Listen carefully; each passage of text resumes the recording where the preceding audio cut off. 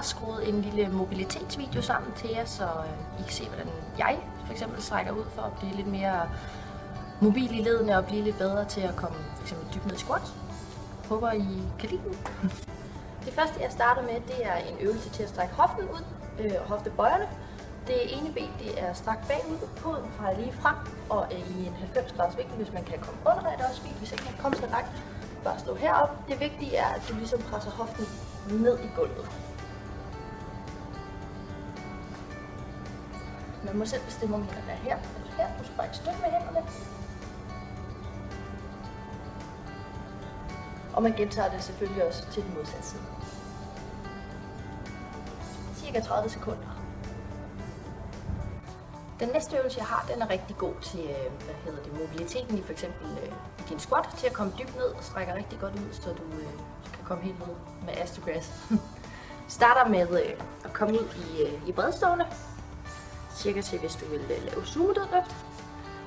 Ned her, albuerne på knæene og presser ud af, ikke helt på knæene, men lige her lige før, presser ud af og numsen nedad. Og hvis ikke man kan komme langt ud, så er det også fint her.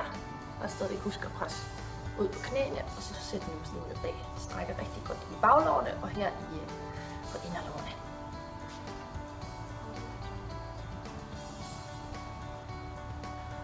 Den næste øvelse er lidt mere en opvarmningsøvelse, men den er også rigtig god til at få gang i baglårene og øge din mobilitet på bagsiden.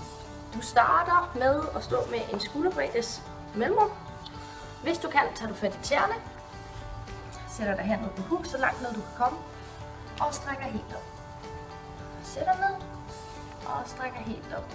Hvis ikke du kan nå din tær, så bare bøj dig lidt forover. Sæt dig ned, mens du spænder, og så stræk, mens du stadigvæk holder overkroppen forholdsvis neutral her. Og siden af, så ned. Og ned. Den sidste øvelse, jeg vil vise jer, starter her. Så skal du ellers bare falde din tær, så langt frem du kan, og ned. Hvis ikke du kan nå tæerne, så sidder du bare her og strækker alt hvad.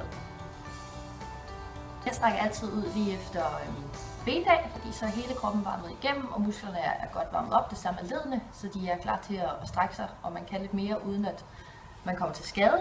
Jeg synes ikke, det gør nær så ondt.